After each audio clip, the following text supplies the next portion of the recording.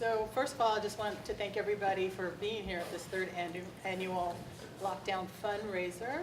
And before we get started with our meal, we're going to have Pastor Dwight Manyweather come up and say the blessing. Good morning. Good morning. Dear Heavenly Father, we just thank you now as we come again, your humble servants, for another day of your mercy and another day of your grace. Just, Lord, just continue to allow us to grow and do the things that you have for us to do. Bless this food that we're about to receive for the nourishment of our body, that we'll be able to enjoy our fellowship together. We ask this in your name. Amen. Amen.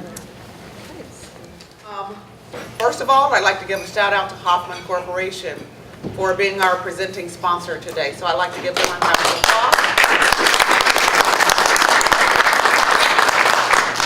I'd also like to recognize Pacific Northwest Carpenters as a table sponsor and Laborers Local 296. So if we could give them a round of applause.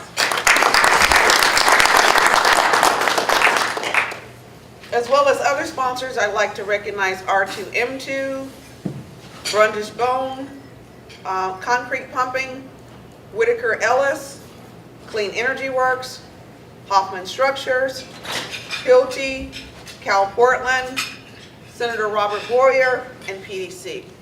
So thank you all for. Now, I quickly moved through Hoffman Structures, but I'd like to give a special thanks to Kevin Yeagle with Hoffman Structures. Every year, Kevin has been with us working diligently on this event, and he is one of the people that is truly responsible for helping us make this event an event. So I'd like to give a special thanks to Kevin. Many of you are probably here because he called you. But to start out, I'd like to just tell you a little bit about Constructing Hope. Constructing Hope means that we're in the business of rebuilding lives of the people in our community. And we basically do that through training and education.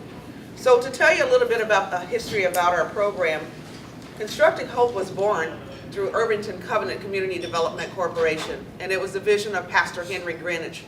Pastor Henry Greenwich, I want to say in 1995, saw Northeast Portland, and he saw lots of African American men who were unemployed, basically hanging out selling drugs. And he decided that that was a problem in our neighborhood and we needed to do something. As he went out and talked to these young men, he saw that they all had some type of felony background, and that prevented them from getting a job. So when he asked the question, were they willing to work? Everybody basically said yes. So with that notion and that note, he created Irvington Covenant Community Development Corporation, which was an affordable housing program. And they targeted people with felony backgrounds to train so that they could get jobs in construction. And you notice I said jobs in construction. Well, that worked for a while, and then the housing market changed in about 2002. So the CDC had to look at how are they going to continue, and they decided that the training program was important enough to them that they really wanted to focus on that training program to continue to help this group of people. So the next thing that we did was 2007, we focused on training, and we worked with Northwest College of Construction and Kevin Yeagle from Hoffman Structures to create a training program that would allow us to become a pre-apprenticeship training program. We were successful in 2007 to become Irvington Covenant Community Development Program Pre-Apprenticeship Training Program. That's a mouthful. So with that, we moved on, and in 2009, the industry continued to change, and the church evolved, and they got a new pastor, and the new pastor did not have the same vision as Pastor Henry. And that's where Constructing Hope came in. In 2009, we left the location of the church, and we relocated in the location where we are today at 405 Northeast Church Street, where we are now Constructing Hope Pre-Apprenticeship Training Program. At that particular time, Hoffman Structures came in, helped create a curriculum for us. They taught our classes for the first year, and our students built 4 sheds each class. And you're going to get to talk to get to hear from a few of those folks today. But in 2010, we changed our name from Irvington Covenant to Constructing Hope. So again, that's why Constructing Hope was a more fitting name for us, but what we're trying to do in the community with our population. Now, you notice I started out with saying we were 100% people coming from incarceration. Our program is now open to the community. And, you know, I make jokes and I say, you know, people would come to our doors and they would say, you know, I really want to get into this program. And I would be like, well, rob a bank and bring us the money and we can let you in. No. No, I didn't do that for real. You guys were just looking so serious. But so we had to be open to the community.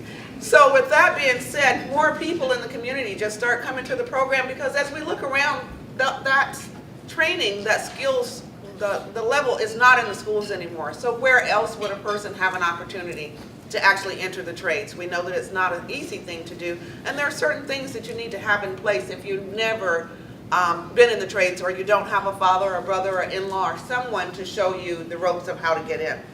So with that note, we are now open to the public, but our students are 100% low income. Our program has 75% minorities, and 66% of our population still has a legal background. So today, Constructing Hope has gone from a program that started with a class of 12 people in 2009. We were doing 3 classes a year with 12 people. By 2010, we moved to 16 people per class, and I have to tell you, last year was an exciting year. We moved to 25 people per class, and we have maintained that. So that was a big step for us, and thanks to you again for the funding that you're providing us. We're now offering 75 people a year an opportunity to enter the trades through a state certified program.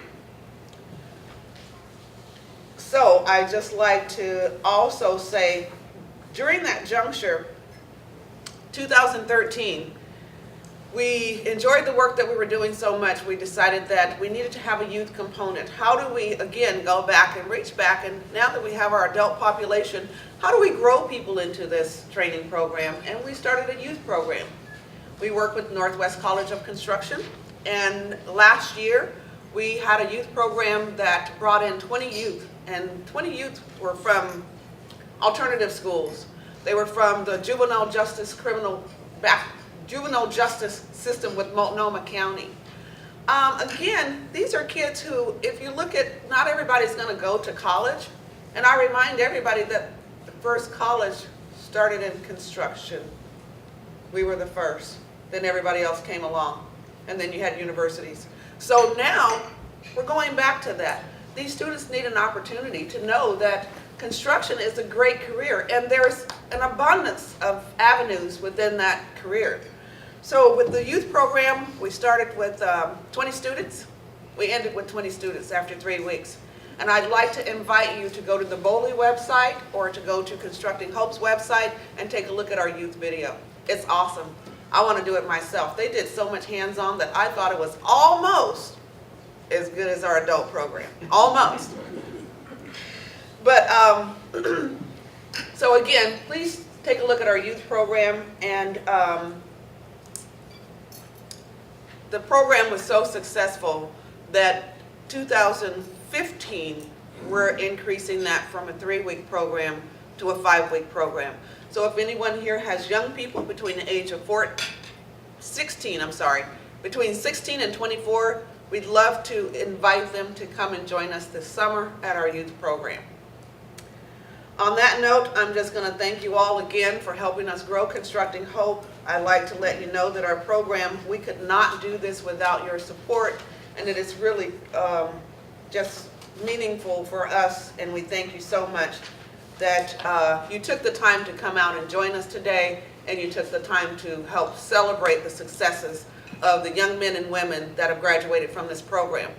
And if you are here and you remain here, we have a couple of students that will share with you what they received from the program. So thank you again.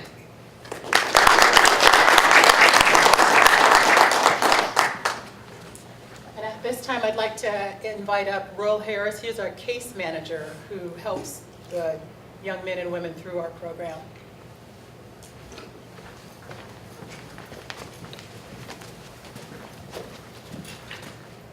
So we don't have a microphone, so I don't know if that's a good or a bad. Can you guys hear me? Everybody hear me good? Yeah. So I am here to talk about our students. And really what I was asked to do is to describe the impact. And when we think about impact, what we're really saying, what's the bang for the buck? With all the work and all the time and the energy put in, what are we getting out? So, a couple little facts. I'm like a kind of little number nerd, so this kind of is up my alley. Since 2010, we've graduated 214 men and women. Approximately 62 entered apprenticeship, 69 entered pathway jobs, and 54 entered employment in other areas. So of 214, 86% of the people who came in left better than they came in. With skills, with opportunity, with the ability to be providing fathers, providing mothers, or just providing individuals for themselves. And for these individuals, we have 31 carpenters, 1 steam fitter, 8 electricians, 2 heavy equipment operators, 12 laborers, 3 cement masons, 1 painter, and 1 roofer. And as Pat said, we started out 100% people coming from legal history. That kind of scaled back to 66%. But more importantly, of that 66%, only 5% returned to a life that set them on the wrong path. So that means, and we have this thing called a 95th percentile, which means we want our individuals to come through and live in that lifestyle where they're in the top 5%. And for a lot of these individuals, that's the impact, the belief that they can live a lifestyle that allows them to have a career, that allows them to have opportunity, that allows them to get up in the morning and say, my life has value now in a way that it didn't before I entered the program. And that's really where the big thing is. And really, we can't do it without you guys. Not only the financial support, not only the opportunities to be employed, but more importantly, the core values, the core attributes that define success. I always tell this story. When I started February 25th, 2013. February 27th, we went to the cement masons. I got 6 attributes: work ethic, skill, aggressiveness, physical and mental toughness, life outside of work, and choices. And when I got them, it was because I'm not a construction guy. But these are the core attributes that, coming from the trades, I was told that make success. And for our individuals, what we really want them to do is embrace those. Because once they embrace those, they do 2 things. They become the employee that you guys want, and they become the person that they've been searching for inside themselves. We also have 4 core competencies. We need critical thinkers. We need people with attention to detail. We need individuals with a desire to learn and to follow through to complete a task. Because we understand, one of the things is, every individual who goes to work is there to do a job from start to finish. And for those individuals who are already in the trades, who now have the opportunity to drive by buildings or bridges or down roads and point out to their kids, I did that. 20 years from now, they'll still be able to say, I did that. And for most of these guys, they all bring it back to constructing hope. Gave them the tools, whether it was the hard skills to read a blueprint, or to use a tape measure, or understand how to frame, or it's understanding on time means 30 minutes early. That being a good employee means know what your boss wants, know what his expectation is, and exceed that expectation. And for a lot of these individuals, what they're also learning how to do is make career in the trades and being a successful person something they pass down as a family tradition. And that's the real impact. We create people who change their lives, who change other lives. And that's what constructing hope is really about. We give them a hammer to nail. We give them a saw to cut. But we give them skills to be the best person possible. And for everyone in here, you're a large part of that. They notice that. And without that support, we couldn't do what we do. So thanks.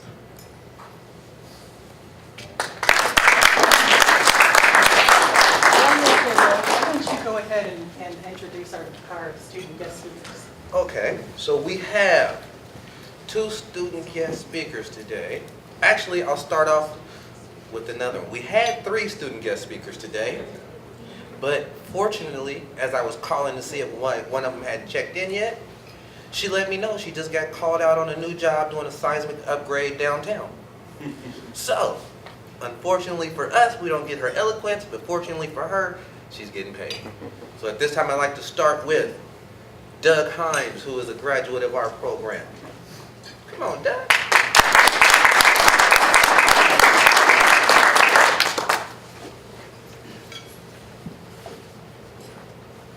Hello.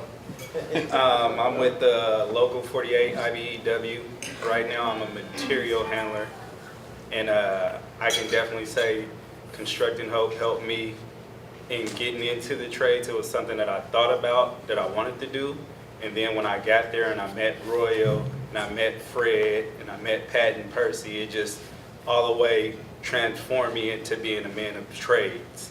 So not only do I work in the trades now, I talk to everybody that I possibly can about joining the trades. And I even argue with my son, Mom, like, well, he doesn't have to go to college. He can join the trades and he can get paid while he's learning, instead of going to college and getting out and being in debt. He can be getting paid while he's learning. And I'm just so thankful for you guys for supporting Constructing Hope, and thankful for the support system at Constructing Hope. And that's it. Thank you. All right.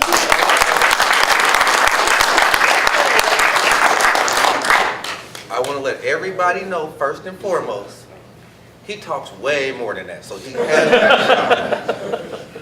But today we got him, man, of short words, but a lot of substance. Now, the next person I'm calling up was part of that group when I first started. He was part of that original class, and he is the personification of wow. I always tell people, I sell a product. It's the best people who could possibly be an apprentice. And I always tell them, the easiest way to sell you is wow me, because wow sells itself. Anybody who's ever seen a wow, it's hard to keep that to yourself. And Raleigh is somebody I consistently pick because that's a wow, it's hard to keep to ourselves. So Raleigh, come on up. All right.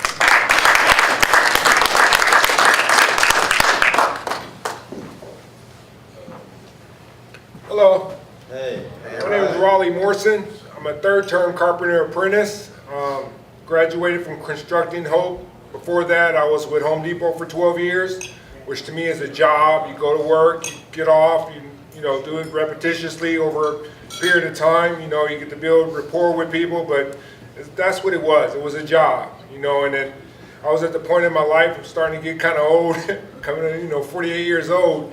It's time to really start thinking about what I want to do with my life. So, I was afforded the opportunity to go through Constructing Hope, and I did not honestly know anything really about construction. I'd see the guys come in, the contractors come into Home Depot, load up their truck with concrete and take off, and, it'd be people working with them. But I had no idea, but I really do appreciate Constructing Hope and its supporters, because it gave me the opportunity to get into the field. I didn't really appreciate the money that's involved to get me through that program, but once I found out it was over $8,500, to train me and to get me going, I really took it seriously. Like the first day I got there, I just knew once I'm going to start something, don't start nothing unless you're going to really put everything you have into it. If you fail, you gave your best. So I graduated from Constructing Hope, with pretty high honors, and I was got into the union, and to me, it was a logical choice, because that to me, I did all my research on it between union and non-union, and union was to me the way to go. So I joined the union and got to talking and networking with people. I found out through Constructing Hope, that's one thing you really need to do is network to people, talk to people, who are you, and, I got hired on with RDF, Walsh Construction.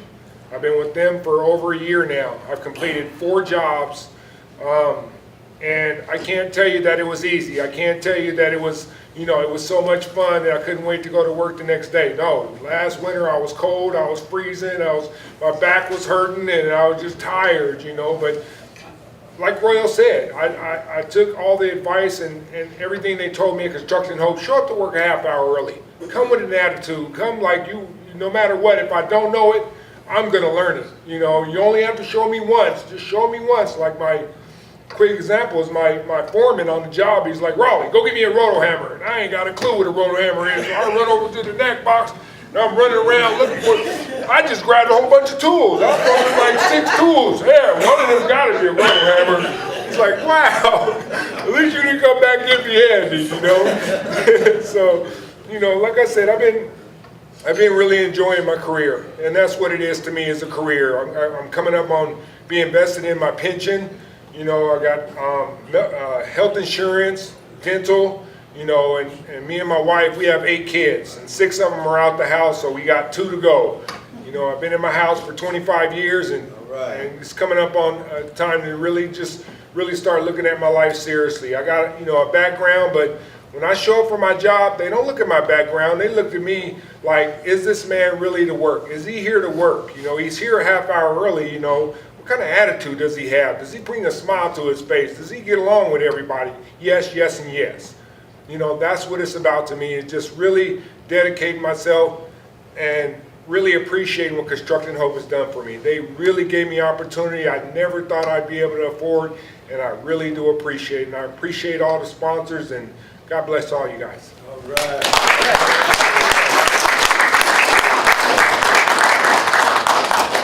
Wow. All right. You know, through every event, there's always a surprise, and surprises are great. I'd like to ask Greg Held to please come forward. The laborers, I'd like to recognize them for a $10,000 donation.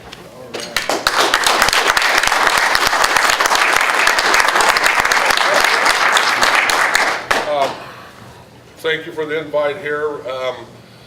Jack and Zach came and talked to me about it. We've heard about Constructing Hope. I have not been at the table there. I keep a tight schedule, and I'm trying to make an excuse why I haven't been more involved with it, but we've sent our guys over there, and they reached out to me a while back here about it, a couple weeks ago. So, and I don't want to get into all the details, but just what this whole program is about, I lived through that in my own personal life with my older brother, who was my mentor. All my brothers are big guys, but he was my dad when he was absent, that sort of thing. But I watched him actually graduate from being home, coming home in the back of a police car. Then he went to JDH. I can remember when I was just a little kid going and seeing him when he got sent to McLaren and Woodburn.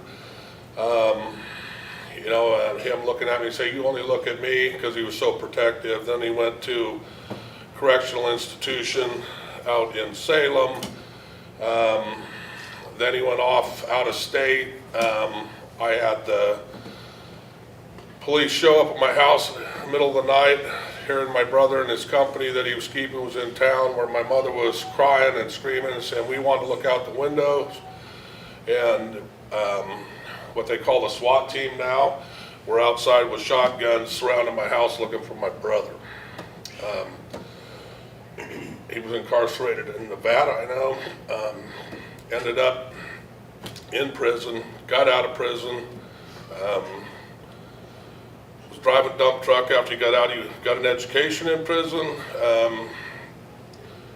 What he could, to the extent. He just didn't sit there and lift iron or pump iron and all that stuff. But what he did do is he got his basic education, that sort of thing. Got out, got a job driving a dump truck. The owner that had a small dump truck company in Salem, Oregon. Guy was saying, "Well, I got a buddy of mine that just became a chiropractor. Man, you're still young, you got a life in my house. You know, I've got a history of, you know, well, you know what my history is. I used to look into it. My brother read up to it, looked into it, went to community college to get, I don't even know what it's called, but the basic classes to even look at it. Knew you had to have a governor's pardon, went in there, met with the governor, or, you know, requested one. They denied him, and then a good family friend that worked with my mother wrote a letter to him, and they said, "Well, we'll give you a pardon if you give us 3 years of the military."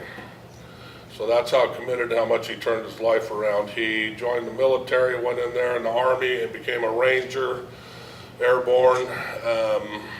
Got out, went back to community college, then he went back to Spartanburg, Carolina, and worked as a Volkswagen mechanic to pay his way through college.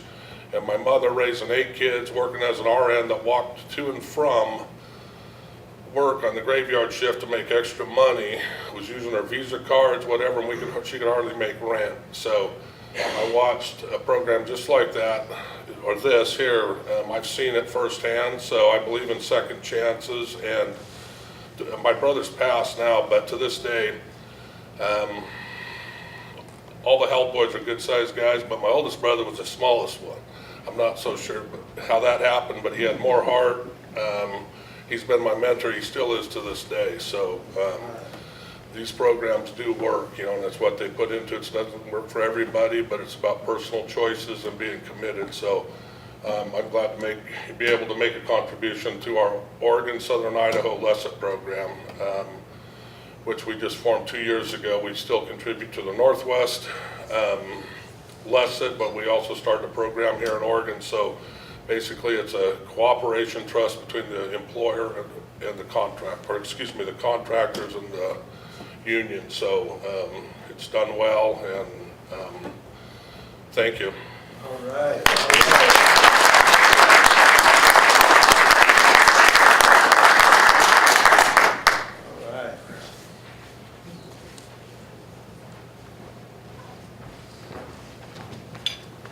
Thank you so much. That was like a moving story. Thank you for sharing that. And now, Dave, if you want to come up and do some closing remarks, that would be great. Actually, I don't really want to follow that, but thank you. No, in all seriousness, it's my name is Dave Drancourt. I'm the board chair here at Constructing Hope. So on behalf of the whole board, thank you for coming out and supporting us today. I actually was going to say it is really, truly humbling to follow the amazing stories from our students and from our sponsors come out and share, deeply and personally with us. And that's really what it's all about and why we're all here today. So thanks again, and let's have a hand for the students.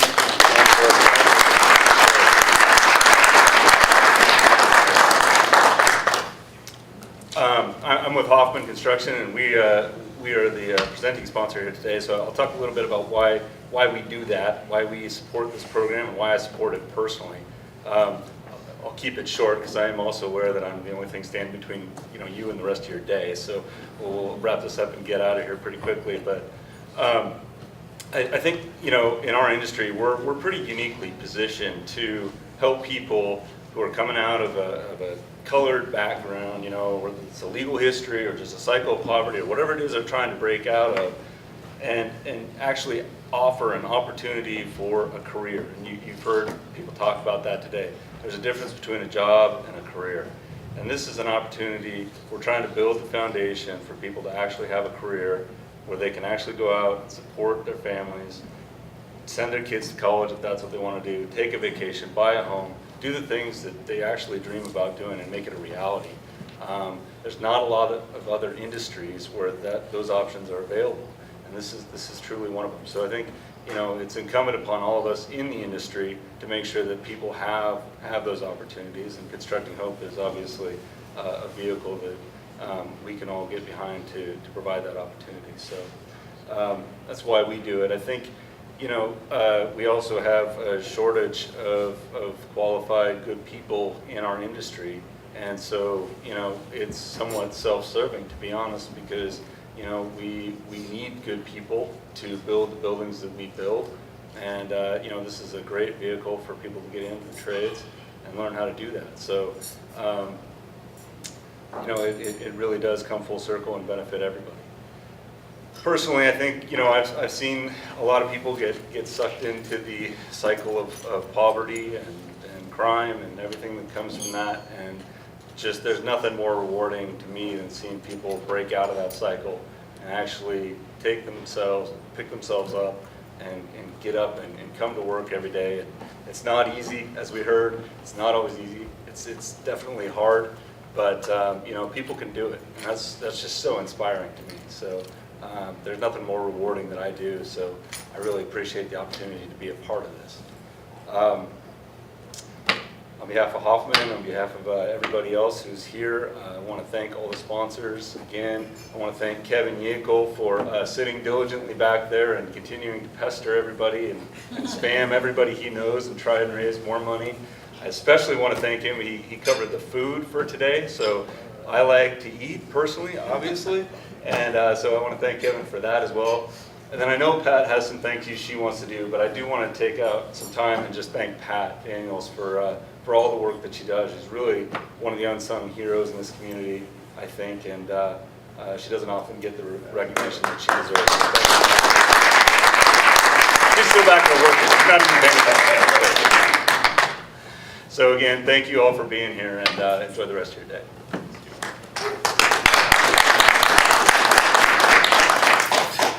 We have one more thing to share with you guys, and thank you so much. We appreciate that. And because Constructing Hope is a family, because what we do is we take a diverse group of individuals, whether it's ethnicity, whether it's race, whether it's economics, whether it's just gender or wherever you're from, and we bring them together, and in 9 weeks we do something pretty cool. We create families. Because these individuals share their past with each other, they share their vulnerabilities, they share their fears, and then we bring them together so they can celebrate their success. And this year, unfortunately, we lost someone who was part of that. Colin Heimstra, who was in the class, I believe, what were you guys, Doug? Spring of 2014? 2 classes ago. Colin was a first-term carpenter's apprentice, and he had been working with J.H. Kelly. And unfortunately, he passed away in October of this year. He leaves his parents, his wife, and his mother, but more importantly, he leaves a family of people who really care about him. And the thing about Colin is, he came to Constructing Hope, wondering if it was for him, wondering if it could get him over the hump or out of his rut. And what he found is a pathway to living the life he really wanted to live. He had ambition. He's a graduate of the University of Puget Sound. His desire was to become the new developer in Portland. And he used the template of the Pearl District, and his aspiration was to do the same thing in South Waterfront, or to venture out and create his own new pathway. And he was on that way, and one of the interesting and real powerful things was, whether it was with his wife, or with his parents, or anybody, he talked about how Constructing Hope just did that. It constructed hope in his life again. And for us, that's really the key. These individuals who come in from different backgrounds, who come in with all these things, and when they leave with hope. Like I used to always tell Colin, I could see a superstar in him because that's how he carried himself, that's what he believed in. And for each one of you who contributed and who will contribute, these are the kind of impacts you leave on people, and the kind of impacts you leave on families, and the kind of legacy you help other people build. And without the Pats of the world, without our incredible board members, without our sponsors, without our people who cheer for us, and especially without our students, we couldn't construct hope for these people, and we couldn't prove that it could be done for people who come from there. One of the greatest things to do is to know you changed a life. And for Colin, that's what we're proud of. So thanks.